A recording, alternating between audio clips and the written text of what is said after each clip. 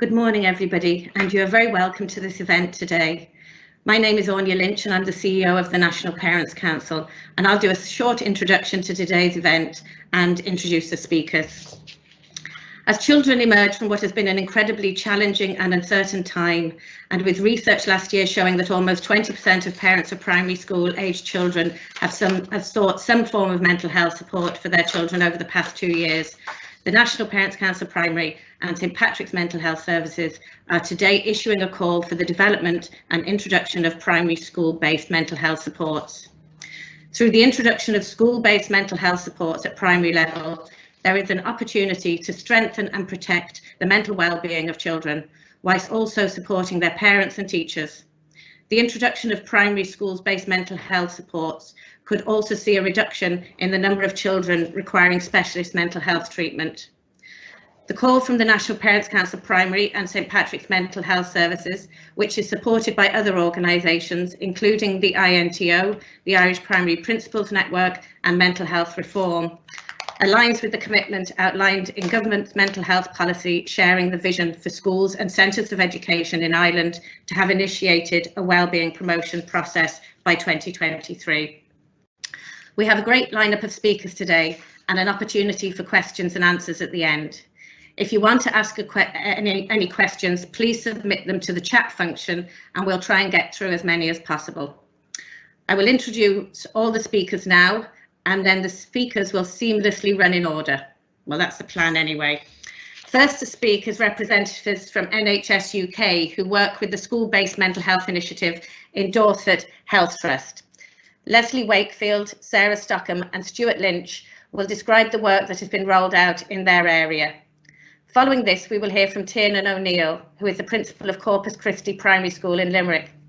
Although Tiernan is currently on secondment from this post, he will be talking about the school-based mental health supports that exist in Corpus Christi Primary School that have organically developed within the school due to the growing needs identified within the children and families that attend. Following Tiernan, Niall Muldoon, the Ombudsman for Children, who has represented children's needs extensively in relation to mental health and wellbeing, will provide his views on school-based mental health supports. And finally, Paul Gilligan, CEO of St Patrick's Mental Health Services, will speak. The National Parents Council and St Patrick's Mental Health Services have been working in partnership over many years to both hear parents and children's concerns and experiences in relation to their mental health and to provide supports. It was a natural progression then to work together on this advocacy project that reflects what we have been hearing for many years, but especially over the last 2 years. Paul will close the event today and also facilitate the question and answer session. So without wasting any more time, I'd like to hand over to Leslie from NHS England to tell us about the work that they are currently doing. Thank you so much, and thank you for the opportunity to profile mental health support teams. I am Leslie Wakefield, I'm the Programme Manager for NHS England, and I'm going to put the context at the beginning in terms of what the offer is nationally and tell you some of the strategy messages behind that. But before I do so, I just want to put this into some perspective. If I was a head teacher or a teacher looking down at a sea of faces in an assembly, standing on the stage, I'm sure this happens in England and in all over the country, and looking at those children, 1 in 5 of those children will have a mental health problem by the time they reach adulthood. And that's a really important factor to think about. So next slide, please, and I'll put some context in. Moving to the next slide. But don't worry, I don't know. Here we go. That's fine. That's great. So we have in the United Kingdom, in England, a long-term plan, and the ambition was to have 25% of mental health support teams in schools by 2024. But what we've been able to do is to accelerate that offer, and by 2024 we're actually going to be offering 50%. And make no mistake, that programme has been accelerated in response to COVID. So I'm going to talk a little bit about the strategy, then I'm going to be handing over to Sarah, who will give you some examples about the impact, the positive impact that's had on children, giving some scenario-based examples, and then at the end Stuart's going to be talking about outcomes. So mental health support teams are placed in schools, and this isn't rocket science. If you place an intervention early on, thinking about that sea of children that I described earlier on, then we might be able to, and we are proving that we are able to prevent a crisis happening further down the line. So it's early intervention to prevent the problems escalating and mental health problems later on. So it's delivering an evidence-based intervention for mild to moderate mental health issues. And mental health support teams carry out interventions alongside established provision. So it's not as instead of, it's as well as. So we've got our school nurses, we've got mental health visitors early on, and all the other interventions that might exist in terms of a counselling offer. This is as well as, it's not instead of. They support the senior designated mental health lead in each school, in each education setting. Really important to tell you that this is a partnership between Department of Education, Health Education England and NHS England. So we all work together to make sure that MHSTs are in schools. And they develop what you're going to be hearing a little bit of, something called the whole school approach. So it doesn't mean just popping somebody in to give some counselling support. This means upskilling the workforce. It means supporting teachers. It might mean some therapeutic intervention on a one-to-one basis. But it means that the interventions might be grouped. They could be in assemblies, a whole range which Sarah will probably go on to describe later on. And it's about giving that very timely advice to college staff and school staff and liaison with external specialist services. So it's about linking all the people that are invested in supporting children's mental health as part of an integrated referral system.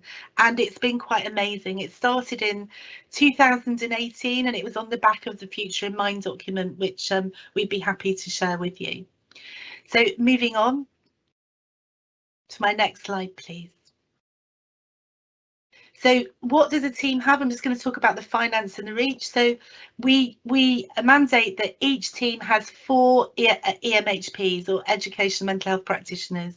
These are, previous slide, David. Thank you. Thank you. And they must have supervision support and there'll be team leaders and admin support. So that is packaged up. Okay. That's packaged up in terms of an offer that costs approximately £300,000 per team. I'm going to read off this slide because I think they're coming, so apologies for that. Yeah, it's a 12-month programme for each EMHP, and that is funded independently by our Health Education England. And X University is a provider. So I've told you about the cost, that each team is mandated. It's a range of providers that provide that, and it's in secondary schools, primary schools and education settings. But the range of providers, the voluntary sector are involved in some of them providing an offer. They link up with local authority and then CAMS, and Sarah is a member of CAMS in a minute and I'll be handing you over seamlessly to her. So what have we got? We've got 56 teams that will be trained by 2024, and that will mean we've got 224 EMHPs dedicated to cover 50% of our educational bases in the southwest. With a reach of around 7,000 children per team.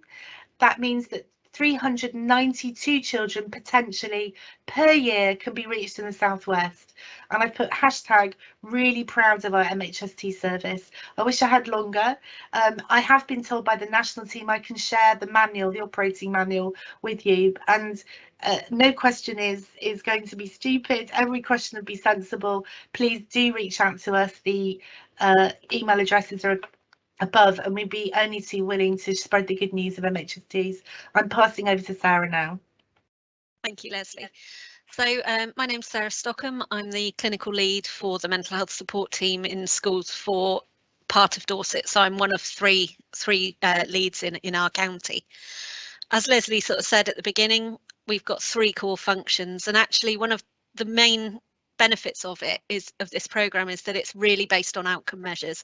So everything can be measured pre and post, and I'll be sharing some paired outcomes just to show the impact that the service has had. So we use outcome measures, so the revised child and adolescent anxiety depression scale, outcome rating scales, children's outcome rating scales, goal-based outcomes, which come from the Cork Centre, which is the Child Outcomes Research Centre, which is part of the Anna Freud Centre in England, which actually is a really core part of our work and research really. And our sessions are done individually, face to face, or through group work and parenting.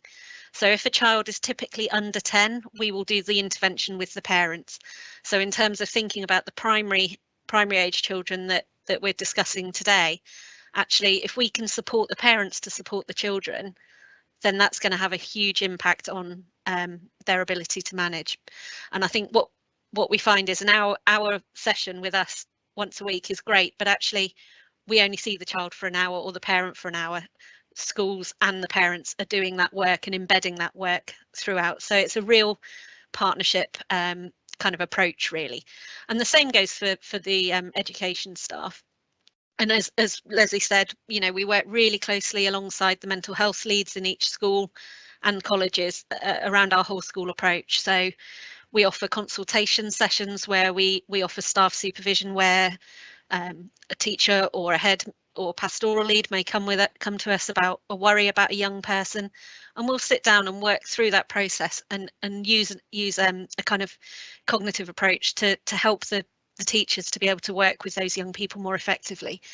And things like staff training, we've just run sessions around self-harm, we've done sessions around anxiety, depression, signs to watch out for, how to manage meltdowns in a classroom, how to prevent meltdowns happening in the classroom, as well as bespoke training that schools have requested from us. So we're working really closely in partnership. And in terms of that timely advice, it's really important to be able to help our children get support as and when they need it. I think, you know, many of us will have worked at the sort of more higher end, and actually when you approach children and say, well, when did things start to go wrong? Oh, it's when I was when I was age 6 and something happened. Well, did anyone do any intervention? No. So our remit is really to get in there in that early help prevention attitude really, which is brilliant. We do a lot of liaison. We work closely with our social care colleagues, local authority colleagues, education colleagues and health colleagues, and actually pulling that all together has really made a difference. So in terms of our benefits, we've had a really positive response from both schools, parents and young people. It's improved our communication and it's improved our working relationships with other agencies. And just within the last sort of 9 months, we've prevented 493 young people from entering specialist mental health services, which is actually huge. And that's just in, you know, a very tiny area of the Southwest. And one of the biggest things I think that's an advantage of a service like ours, where we are embedded within the schools, is accessibility. People know who to come to. We have a designated member of staff from our service who works with the mental health lead. So there's not that, who do I go to? Where do I get advice from? They know who to come to. And if we don't know, then we can help do that. We also have a really kind of big social media presence. That's been another kind of big part of our work, because actually we want to make our service accessible. We want to make our information accessible. So during COVID, for example, we created resources about things for parents to do while their child's isolating. We put them out on our website, made them accessible to everyone. So even if we weren't directly working with that school, those resources are available for all. You know, we want our service to be seen as useful. Obviously, as any new service, challenges, we endorse it. We started in the February of 2020, 6 weeks before the first lockdown and all the schools closed. So that was a slightly challenging time for us. And I think one of our other challenges has been that there are lots of gaps in mental health services, and there has been a sense of we're there to fill all of those gaps. And actually, we've had to be really boundaried about what we do and don't do. But when it isn't our remit, we will help find the person that it is and work with the schools to make sure that those young people are actually getting the services they need, and really just helping schools understand our service remits and sort of general thresholds. So what I thought would be quite helpful is over the next 3 slides, I've got some paired outcomes. So if we could go to the first one, please, David. So this is an example of a child who was referred into our service. this is the revised child anxiety depression scale, which is one of our core outcomes that we use. So it's a 49 question questionnaire, and it is available on the Cork website, which we can certainly provide you with the information for. And it's a question that we ask parents and the young person. So because the child is 9, we use this as a parent response. So as can be seen, when the child was first referred to us and on our first assessment, the child was scoring quite high for things like panic, obsessions, compulsions, low mood. And actually, in discussing with the parent, the primary need was around their low mood and their panic. So they were suffering anxiety, they were struggling to come into school, they were kind of your typical clingy child at the gate who was a bit like a limpet, had to peel off to come in, and then would settle once in the classroom. So we offered 6 to 8 sessions. So our remit is very short. So it's a low intensity CBT service. So we're using CBT approaches. And as can be seen within sort of 8 sessions, the scores have dramatically reduced. The child was managing to get into school. They weren't panicking about leaving their parent at the school gates. The parents felt more empowered with managing the anxiety of the child. I think there was an element of not wanting to upset the child, so almost feeding into the anxiety at times. But actually, by working really closely with the parents and ourselves within 8 sessions, we reduced that impact. So the next example I've got, if we can move on to the next one, is a 12-year-old who had an anxiety around kind of social phobia. So there'd been some bullying at school, quite low level. So the red line is what we call the sort of treatment threshold, really. So anything above that red line is having an impact on their daily function. So again, we used a program called Worry Management for this young person, which is another of the programs that our EMHPs are trained in. And again, within 6 to 8 sessions, I think this was a 6-session block with this particular young person, you can see the impact of the sessions have had on their anxiety and panic. And actually, they're almost now not registering on the outcomes. And then my final outcome on the paired outcomes is a 15-year-old, I think, if we can move to the next one. Yeah. Again, anxiety. This was a child who struggled with coming back into school after COVID. Family had underlying health conditions, so the child was particularly anxious about going to school, bringing COVID back into the family, and kind of, you know, causing issues there. They also struggled with leaving their home because they were worried something was going to happen to their mum. So again, within 8, I think this was an 8 session with one of our EMHPs. Yes, there's still a little bit of social anxiety and social phobia, but again, now well below the threshold for what we would consider intervention. They were able to get back into school. They were staying in all of their lessons.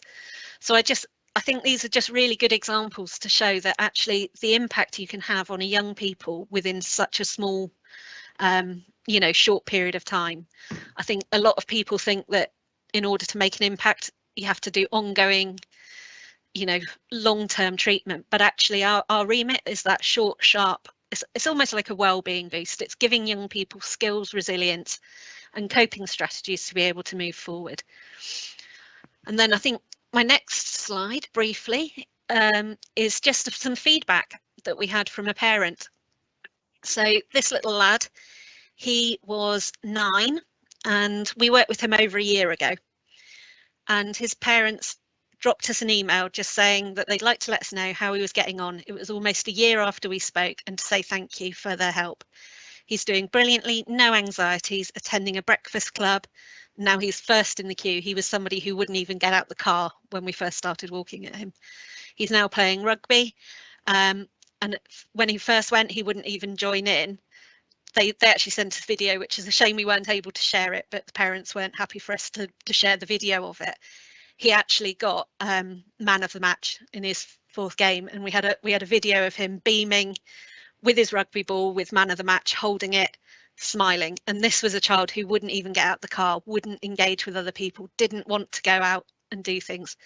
So, you know, I think it just really brings home that actually this impact can be long lasting.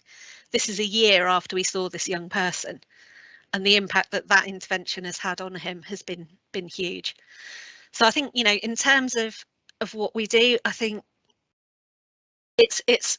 there's so much benefit to it, and I think if you can get in early, if you can really do that partnership working, get the parents on board, schools on board, you see these impacts. And you know, those are just 4 examples out of, you know, over 1,000 young people we've worked with over the last sort of 8 to 12 months.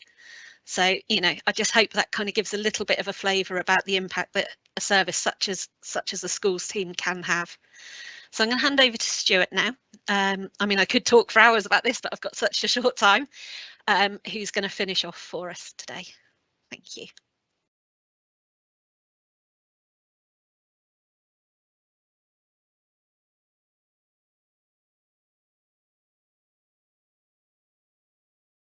Thank you. Yeah, so thanks very much. My name's Stuart Lynch, and at the time of the rollout of the mental health support teams in schools, I was the head of CAMS for Dorset, so was involved right from the outset of establishing the teams. I'm just going to go through some of the summary of findings for the southwest region of England, and this is from April 2009 to July 2021. So it was right at the start of the setting up of the teams, the training of the EMHPs, and obviously just to caveat that this was the rollout of this programme was during COVID. So when we look at referral data, there was a total of 1,488 referrals between April 2009 and July 21.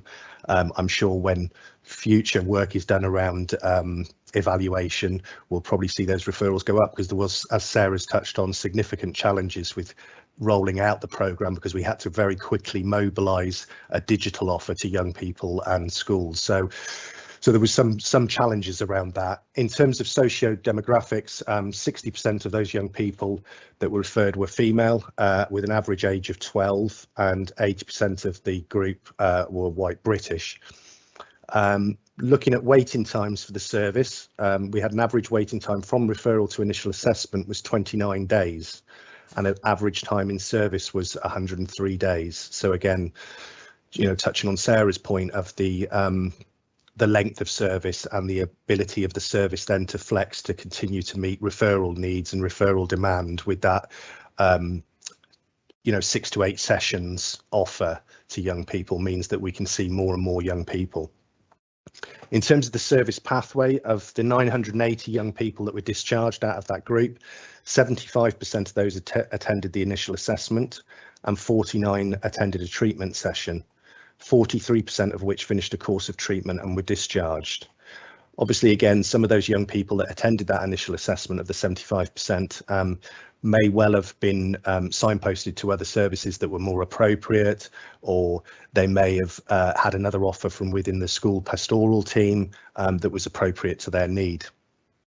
In terms of completion rates, Sarah's touched on this, but it just there highlights the completion rates around our outcome measures. So we've got the RCADs that Sarah talked about, and we had 87% of paired outcomes, so pre and post intervention. So we were easily able to measure the success of those interventions that were delivered by the teams into the schools. It's also got the OARS and CORES, the goal-based outcomes, the experience of service questionnaire, and the session rating scale, and that's a session by session rating scale. Outcomes, 55% of young people made a reliable improvement on the RCAD score. On the OARS and CORES, 35% made a reliable improvement. With the goal-based outcomes, 71% made a reliable improvement, and there was an overall satisfaction rate of 93% of those that responded.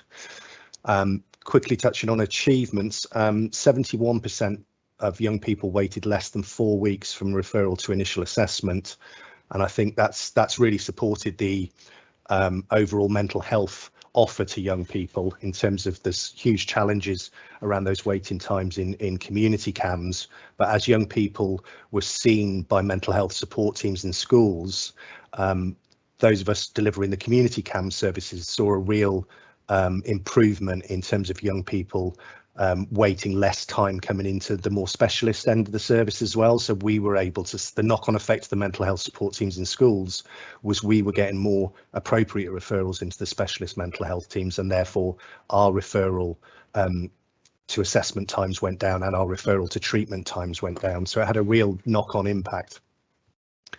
There was very high completion rates, as I've said earlier, on the ARCADs of 87%, and 71% of children and young people made a reliable improvement towards a meaningful and personal goal.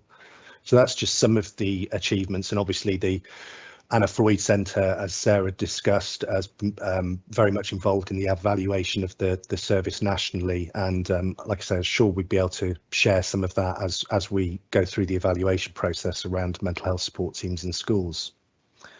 That's the end of our slides, and I'm handing over to Tiernan now from Corpus Christi School in Mayross. Thanks very much, Stuart. My name is Tiernan O'Neill, and I'm the principal of Corpus Christi School in Mayross. I'm currently on a 12-month secondment with the Regeneration Directorate of Limerick City and County Council, where I'm working as the Social Regeneration Coordinator. I suppose I'm delighted to be part of this event this morning. It's a subject that's very close to my heart. I suppose a lot of my thoughts on mental health supports in school have been shaped by the last 21 years that I spent working in Corpus Christi School in Mayross. Corpus Christi School is a DEIS Band 1 school. It is just under 400 pupils. And I suppose I've seen it firsthand over the last 21 years, both the need for therapeutic and wellness supports in school. And I suppose as well, the positive impact they can have on children and families' life outcomes. I've worked as a class teacher, I've worked as a homeschool community liaison coordinator, and was principal up to commencing my secondment for 11 years. I suppose over the last 21 years, the role that had the deepest impact on me was undoubtedly the role of homeschool community liaison coordinator. For those of you not familiar with that scheme, that's a scheme in DEIS Band 1 schemes where you have a teacher that works in the community, engages with families, and I suppose acts as a conduit or a bridge between the home and the school. I was in this role in the mid-noughties. It was a time when Ireland was busy, I suppose, surfing the Celtic Tiger wave, while areas of Limerick City were at a very low ebb. The scale of societal ills that were impacting on the communities in Limerick, at some of the communities in Limerick at the time, were astronomical, and I suppose it frightened me and it angered me that innocent children and their families were being exposed to this level of difficulty, and I starkly saw really the impact it had on children and families' mental health. Undoubtedly, these experiences coloured and shaped my values and beliefs as I entered into the role of principal. And I suppose copper fastened really my belief that if we are serious about tackling educational underachievement, we needed to support the promotion of social and emotional competencies as well as academic competencies. In my experience, many children cannot engage with an educational curriculum if supports are not in place to help them to deal with the myriad of trauma and difficulties that envelop so many of their young lives. In our school, based on our experiences, we began to embed therapeutic and wellness programs, and they now underpin a lot of the work we do in the school. And I think it was mentioned by the previous speakers as well, the role the parents play in their children's education is also of paramount importance. And without their involvement, we can only achieve so much. And as a result of that, we run a lot of adult education programs, and adult counselling are part of the staple diet in our school that we hope and believe can enable us to affect change in our community. Over the past number of years, we've kind of scaled up our mental health and wellness initiatives in partnership with philanthropists, Limerick City Council and their regeneration project, along with Rethink Ireland, have been huge supporters. They've helped us to develop a suite of family support and therapeutic programs, which are coordinated by Dr. Declan Ahern, who's the retired head of student counselling in the University of Limerick. And Declan works in the school on a pro bono basis.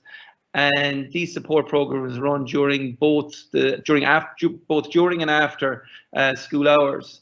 I suppose from our perspective, I suppose listening to the mental health support team there, like I see so many synergies with what we are currently doing in the school, but I also see huge opportunity and potential to meaningfully embed a community-based mental health model in our schools that can maximise life opportunities for children. The project in our school, which we call the Sky's the Limit project, is a whole school wraparound model approach, which is in essence the delivery of, I suppose, an integrated educational and therapeutic service delivery model on site. under the supervision of Dr. Declan and the school care team, we're, I suppose, constantly looking at how we can refine and develop the model. And at the moment, for example, we're currently rolling out a whole school mindfulness-based curriculum in tandem with individual therapeutic supports for over 40 children and 40 adults. And as part of the initiative, I suppose we're constantly looking at how we can develop programs that will enable the children to maximise their life potential. One such programme, for example, we developed in partnership with our local Garda Youth Diversion Project and Limerick City Council, was an equine assisted therapeutic programme. The programme consisted of weekly sessions in an equine centre, an equestrian centre with a trained therapist who worked with a number of parents and children through the medium of the horse. And I suppose this provided us with a tremendous platform really to develop empathy and support the emotional and social development of families in our school. One of the first children who actually engaged in the programme with his mother is now actually a professional jockey. I suppose so the horse proved to be not alone a wonderful therapeutics tool, but also a gateway to a whole new world for this child and his family. Other tangible examples of the success of the programme are, 12 parents who engaged with the programme who've now returned to further education. We see amongst our children improved attendance, improved numeracy literacy scores, and over the years there's been a transformation really in children's behaviours in the school. We've recently scaled up the depth, I suppose, and the parameters of the project by building a wellness hub on site through fundraising that consists of 2 adult counselling rooms, 3 child therapy rooms, a multi-purpose activity room, and an administrative office. And I suppose the development of this facility, I suppose we see is a modern integrative service centre which will drive multi-agency collaboration and initiative, and it was recently the recipient of a Public Service Innovation Award. The project itself, in my opinion, is there to complement, I suppose, mental health services and not to duplicate. I'm well aware of the myriad of complexities and the difficult landscape that mental health services operate within, and despite all that, they do tremendous work. And I think given the scale of need when it comes to mental health in our communities, that there's huge potential in schools providing practical solution-focused responses to the tsunami of mental health difficulties that children and families face in their everyday lives. COVID-19, Anya alluded to it earlier on, has further exacerbated the plight of so many families in our country, and the need for increased wellness and therapeutic supports has never been greater. Our school has been very fortunate to engage with partners such as Limerick City County Council, Rethink Ireland, and other statutory partners that have supported the school as we set about creating a landscape where the community, I suppose, can become masters of their own destiny. It was Frederick Douglass, and I'm paraphrasing him now, but it was Frederick Douglass who said it's easier to build strong children than to repair broken men. And it is my expressed hope that as we work together in partnership, we can contribute to creating a transformative post-pandemic landscape for the children in our care. The extraordinary context undoubtedly requires an extraordinary response from us all. I will now hand you over to Niall Muldoon, Children's Ombudsman. Thank you. Thank you very much, Tiernan. And first of all, I just want to say a round of applause from me to both organisations, to both models. I know the work that's been done in Corpus Christi and the lots of volunteers that have put that together, and also the work that's been done across in England, in Dorset. Just top class models and top class examples of what we really need to be bringing in around the country in Ireland. Let me start by going back. I took up this job in 2015, and I waited for my very first speech, maybe about 6 weeks, and my first speech was in relation to mental health. It was a launch of a Children's Mental Health Coalition report. I think Paul Gilligan might have been there. And I went back to that speech today, or during the week, to prepare for today, and I thought I'd regurgitate some of it, because I think it's, unfortunately, 7 years later, it's still very relevant. What I said at that time was that this report is in many ways about moving to work upstream, which is probably our best way of reducing the pain and suffering of mental health illness in the highest number of children and young people. As a psychologist, I'm acutely aware of the importance of appropriate early intervention with children and young people for issues around their mental well-being. I've seen the massive impact such interventions, when delivered in a consistent manner with an appropriate environment, can have on the lives of those children and young people. And I've always been inspired by the power of the human spirit to flourish and heal from even the greatest traumas once they're supported in the right way. This is even more amazing to behold when it's a child or a young person who begins to blossom and emerge from a deep darkness caused by some upset in their mental health. That's the end of that piece of that speech. But again, I think what you're hearing today is opportunities for those things to come to fruition. Moving upstream in this regard, being there for children who are experiencing emotional problems within the national school service and system. And we know from the reports that the guys from England have the huge amount of work you've done there, the fantastic amount of work.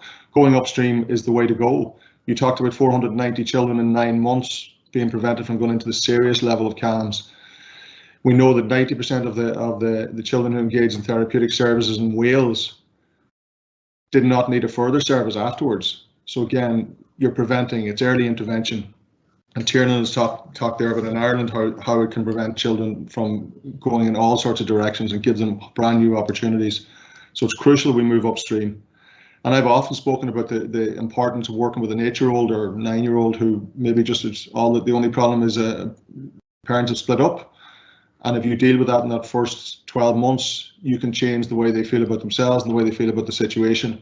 But if you leave it for 3 or 4 months, or 3 or 4 years, that 13-year-old, 14-year-old becomes angry, becomes internally self-harming, perhaps addiction, acting out, and it becomes much more difficult to fix the issues that come up from there. So again, it's about making sure that we prevent as much as possible. And I think it was Leslie said it earlier, it's not rocket science. We know the earlier you get to work with the child, the better. Back in 2018, our office did a consultation with a number of young people staying within inpatient CAMHS units here in Ireland, across the country. And they felt that they told us what they felt would help to improve the system that they'd experienced. And one of those recommendations that we made at that time, based on the children's voices, was, and I'll quote, additional therapists should be made available to alleviate the anxiety of having to wait for long periods to see a suitable person within school. And young people with serious mental health issues should have regular appointments with the school therapist each week. So this is what the young people who have gone through the CAMHS system want. They're telling us exactly how to help them prevent the issues and prevent the serious decline that they've gone through. And remind ourselves again of the right to health. And my job is to promote and protect children's rights according to the UN Convention on the Rights of the Child. Article 24 talks about every child has the right to enjoy the highest possible standard of health, to access health and other related services, and to facilities for the treatment of illness and rehabilitation of health. But unfortunately, the upholding of those rights are rarely in the hands of either the parent or their children, particularly here in a country where we're said to have a strong public health system. We need to rely on that public health system to come to their aid. And if we reiterate again the right, children have the right to the highest attainable possible standard of health, and to access health and other services to facilitate the treatment of illness and rehabilitate their health. The attaining of such a high possible standard of health for our children and young people begins in schools. It already does. We already have a system in place. That's why we talk about walking or cycling to school. That's why we talk about healthy lunches or active lunch breaks. That's why we have wellbeing weeks and active weeks. That's why I know in Corpus Christi, Tiernan told me about they have I think is it drop everything and dance 5 minutes session to allow people to get their mental health up. We're doing it already. That's why we bring the dentists and the eye specialists and the vaccinations into our national schools. We're already tying health and education together. Let's do more of that. In January 2021, within the report that the Joint Oireachtas Committee on Education, Further and Higher Education, Research, Innovation and Science in our Parliament, in January 2021, they wrote a report on the impact of COVID-19 on primary and secondary education. Recommendation 9 within that report said, emotional counselling and therapeutic support should be provided in all primary and secondary schools as an urgent priority. They also stated, in fact, emotional counselling support programs should be an integral part of the education system, as is the case in other countries.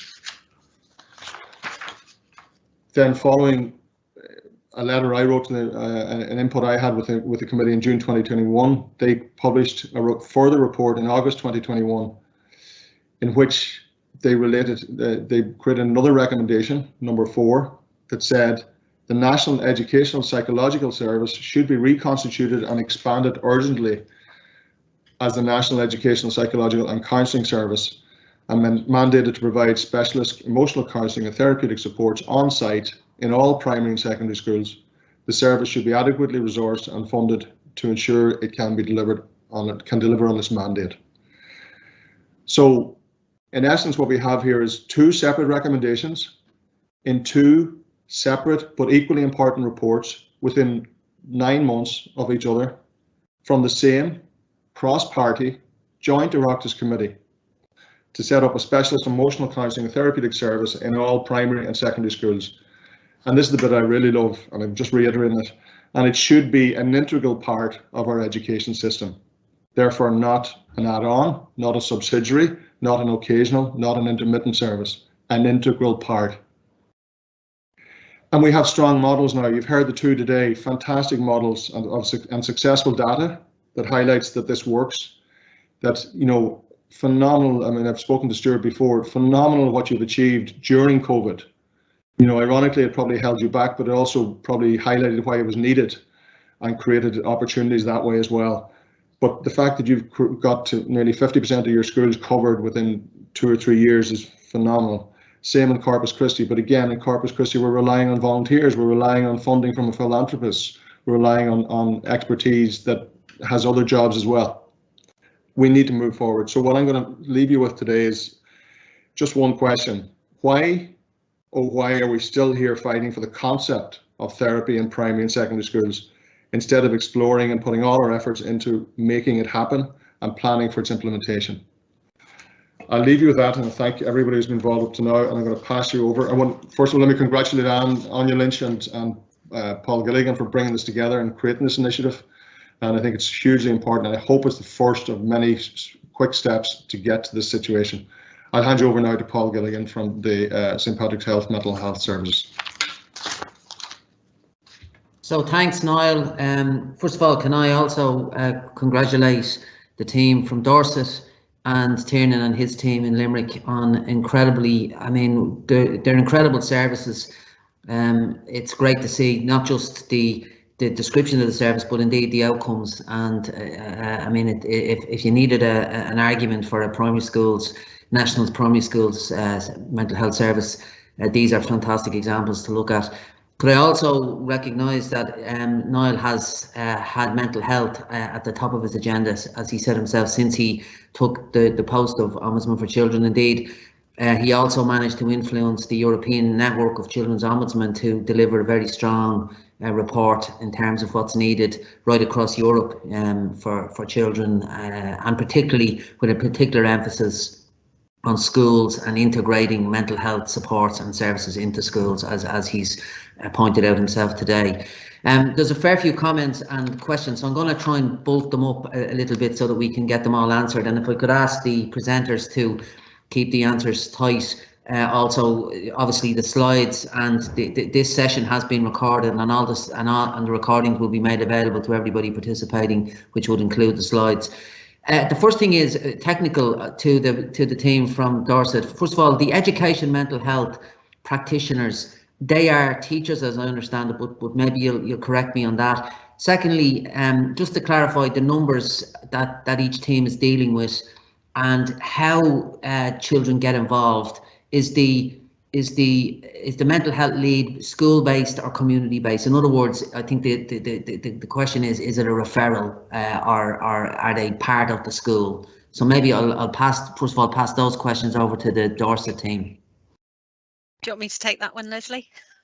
Yeah, it's fine. I'm happy to do the EMHP spread and the team bit. Yeah. Okay. So the education mental health practitioners come from a variety of backgrounds. So we have ex-teachers, psychology grads. We've even got some cabin crew who've been made redundant, etc. over COVID. And they basically, the pre-requirement is that they have to be able to study at degree level and evidence that. And they go away to university for a year. So it's front loaded at the beginning. So it's a 3-month course. So for the Southwest, we use Exeter University, and they complete a qualification, which is a postgrad certificate in education practice, mental health practice in education, which is a formal qualification based on the IAPT principles, so the improved access to psychological therapies. So it's a specific qualification, but anyone can complete that course. It's funded by ourselves. The 4 EMHPs is per area. So in Dorset, we have, in my team, I've got 4 EMHPs for Weymouth and Portland, 4 EMHPs for another part of my area. And those EMHPs will cover a population of between 7,000 and 8,000 children. So the EMHPs are not in each, there's not 4 EMHPs per school, it's 4 EMHPs to cover all of the schools within our locality. So in Weymouth and Portland, we've got 15 schools ranging from, I think the smallest is about 250 pupils up to 1,800 pupils. And in our new area that we're just taking on, we've got schools, it's a much more rural area. So I've got some schools with much lower numbers, so around 100 pupils, and our big secondary school that everyone ends up to has over 3,000 pupils. So we have 4 EMHPs and a supervisor who will cover all of those young people across that area. Leslie, I don't know if you want to add any more into that. No, you've covered that beautifully. The only thing I'd say is just to make it really clear is that when I talked about 56 MHSTs, I was talking about the whole of the Southwest, and that's going from Swindon, Gloucestershire, all the way down to Cornwall and the Isles of Scilly. So what we've profiled today is the strategic view, the bit I did earlier on, and then Sarah was talking about Dorset, particularly in terms of the children that she profiled. So it's 56 MHSTs across the Southwest, of which, as we're profiling Dorset will have 6. I've just given them another one, to even up the playing fields. And the point of that is that we wanted 50% coverage, and COVID has definitely accelerated that. We had additional resource last year. I think over the whole of the county, I think we've got teams in, I think it's going to be up to about 68 schools out of the 170 across the whole county. So we are going to be over half with all of our teams. So they're small teams, but we work with a lot of young people, and the EMHPs do become part of the school team. So the idea is that we're not seen as another service separate to the school. They will, even though we're covering a lot of schools and we're community based, the idea is that it's seamless, and our staff are seen to be part of that school wider school community. Okay, that's great. Thanks for that. I'll come back to the Dorset team to be sure, but Tiernan, just to direct a couple of questions to you. Firstly, the idea that teachers and principals, first of all, have they the training and have they the time available to be doing all of this work, given that they've so much other things to do? That's one question. The second one is, what is a typical type of intervention? And I know that's a difficult thing to answer, but maybe just to give some sort of flavour of it. You talked about mindfulness and that sort of stuff, so just to give us maybe a flavour of that. And the third one is, and be careful how you answer this one, there's an interest in visiting the school. Now, I've been blessed that I managed to get down and see the school and see the incredible work that's been done down there, even in the middle of COVID. It was fantastic to meet the team, but there's a fair few people interested in visiting the school, so you might want to be careful how you answer that last question. Okay, over to you, Tiernan. Yeah, I suppose your first question, Paul, is an interesting one. And for me, really, like what the therapeutic and wellness programs have actually done is they've actually made teachers' job much more manageable, in that, you know, we're supporting the children in a holistic way.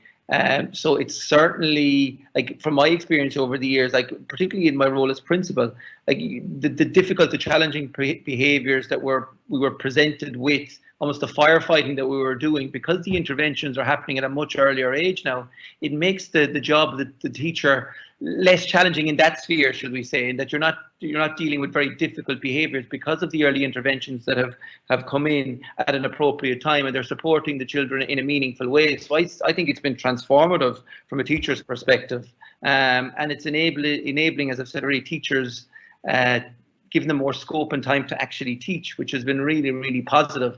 And again, the most important thing is it's leading to improved outcomes for the children. And that's the most important part of all this from my perspective. And, you know, it's that holistic approach, and it's not just about working with the children in isolation, it's working with the children and their parents and potentially the wider community. Like we hear a lot about this notion of one good adult. at times with some of the children we work with, it may not be the parent who's the main provider or the main guardian at home. It could be a grandparent. So wherever I suppose that key person is, or that key individual, we try and support the whole family. And that, I suppose, moving on to your second question, Paul, like, it's not just kind of, shall we say, child interventions, it's also parent interventions. Like, we would have seen where maybe parents have, dealt with or are dealing with their own difficult childhood experiences, where by putting supports in place for the parent, it has a hugely positive and knock-on effect for the child. So again, it comes back to that whole notion of supporting the family. So we would have individual play therapy, music therapy programs going for young children, but we would also have individual counselling programs going for parents. And again, obvious question is, where do the resources come from? Well, we're very fortunate that we've engaged with philanthropic supports. We've engaged with Rethink Ireland. We're very fortunate to have somebody like Dr. Declan Ahern. As I said, he's the retired head of student counselling in the University of Limerick. So he operates in the school on a pro bono basis. So again, he provides the clinical rigour and the clinical oversight to this programme. But again, it has certainly opened my eyes to the potential that's in these programs. In terms of your question around mindfulness, there's a whole school mindfulness-based curriculum currently being implemented, the Pause.B programme. So again, that's a curriculum that's been rolled out across the whole school. And again, it's about teaching children how to, I suppose, to respond to situations rather than to react. And again, the benefits of it have been absolutely huge. And again, coming back to the original question, Paul, I think the benefits of this right across the education sphere have been huge, from a teaching perspective, from a learning perspective, in terms of how we've been able to build relationships with families in the wider community. It's been really, really successful. And again, absolutely, we would have no issue with people coming to visit, and hopefully in some way we can add to their insight and understanding and learn something. And also it gives us an opportunity to learn as well, because I'd just like to say as well, this is only one example of the really good practice that's going on in schools in Ireland. I think there's tremendous practice going on in schools in Ireland with regards to supporting the wellness of children. But again, maybe it's about putting greater structure and coherence and a framework around this so that we can maximise life opportunities for the children in our care. Thanks, Tiernan. I mean, when I was down there, I was lucky enough to meet a young woman who had been through the gangland traumas as a child and teenager, and who was a parent of a kid in the school. And her story was incredible, and how the interventions had impacted on her ability to parent and understand mental health and indeed self-development. So I take your point about the holistic approach. There's a couple of comments here. The first one, we have Paul Fearon, the medical director from St. Pat's, is making the point that if you can intervene at such an early age, then you obviously reduce the amount of young people that are being presented to CAMHS teams in a situation where CAMHS are under serious pressure. A similar argument made by somebody else talking about the financial argument. What is the financial argument? But I think the financial, I think it's useful to raise that, but we've seen how much money can be spent on something when it's a crisis. This, child mental health is a children's rights issue, so it's a crisis. And I think where, of course, you need financial arguments, and of course finding cost savings up the system makes sense, but in itself there's a justification and a need to have a service in primary schools, and I think that whatever finances need to be made available need to be made available. There are a lot of finances in mental health. The difficulty is trying to spend it, because there's staffing issues. And I was also very interested in hearing how you've got a very open view in Dorset of what sort of staff can be utilised with the appropriate training. There's a question here about parent mentors. I don't know if somebody wants to take that up. Just, are parent mentors qualified to provide these services? Does somebody want to pick that up?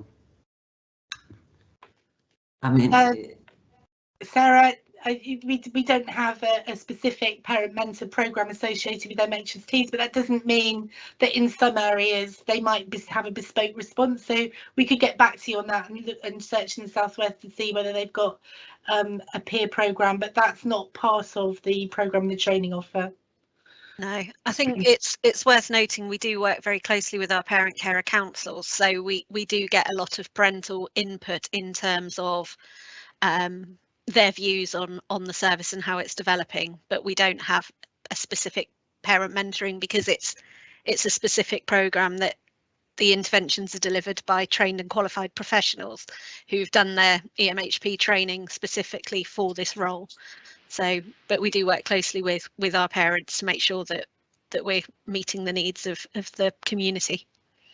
And I guess just to add to that, Sarah, in Dorset we do have other programmes, one of them being the Discovery College, which is a young person's peer-led recovery college, which involves parents and carers as well. So although they might not feed into the schools programme directly in that way, the Discovery College does also sort of sit alongside the mental health support teams in schools. It just offers has a slightly different offer.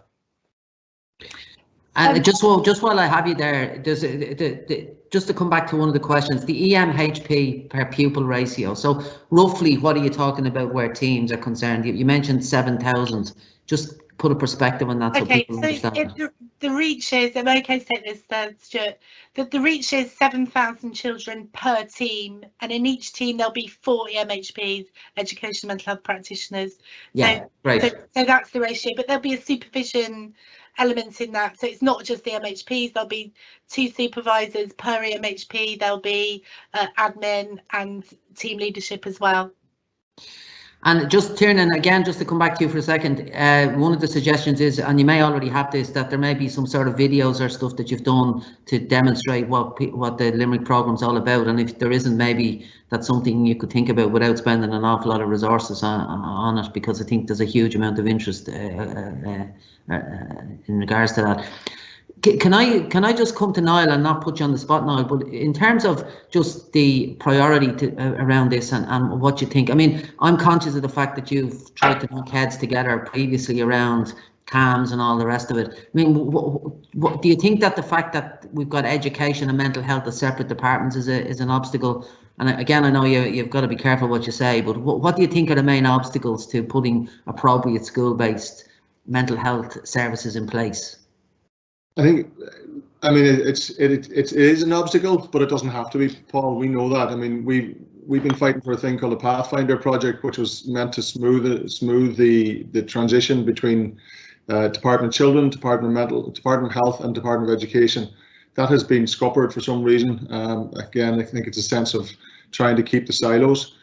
I think one of the other things that we've now blown out of the water was probably there was a lot of consideration at a high level that there was no need for mental health support in primary schools, and I think that's gone. I think we need to really recognise that we need to move into that age group.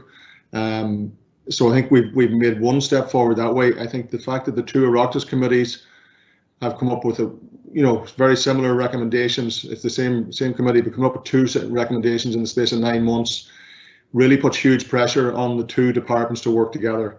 And again, it doesn't have to change anything radically, as we heard from the Dorset and from the Southeast, that it's about also working with what's already there. So it's enhancing the services that are there and engaging with them and providing support to the teachers so that they don't actually need to use the EMHP as well. So it's just that whole product is now available to look at and to compare with what we can put in place here in Ireland. And I think we need to start doing that as soon as possible. So where the contradictions are and where the difficulties have been up to now should be easily bypassed. We have a system in place, we have people doing the work on the ground, we have examples to use, we have data to draw on, and it isn't going to take a huge amount of investment to immediately show a product turnaround or a success. So I would hope that the Minister Butler, with her remit for mental health, Minister Donnelly for health in general, and Minister Foley will look at this very, very favourably in the next budget and start to put together a product that can be overseen and followed through in primary and secondary school level at long last. Again, it's a children's right issue, as you say, from the start. So we're already behind the curve on what we're providing to our young people in primary school level in regards to mental health, and it will just transform education. Absolutely. So one thing that I think will transform education, we're going to talk about exams, we'll talk about all sorts of things, but if you can help children with their mental health and make them socially comfortable and also emotionally strong and self-esteem high and confidence, that education system just changes forever. Thanks, Niall. Before I wrap up, I just want to go to Anya. The National Parents Council for a number of years now have been running the parent education programme, and an incredible initiative. I mean, now it seems obvious to do it, but when it started, it wasn't obvious, and it was Anya who led on that, and her team. Anya, I'm just interested, you know, from the experiences that the trainers have. Presumably parents are identifying this as a massive need at primary school level. You know, if you run a course on mental health awareness for parents, I'm presuming that out of that comes a lot of conversations around deficits in care, mental health issues with children, etc., etc.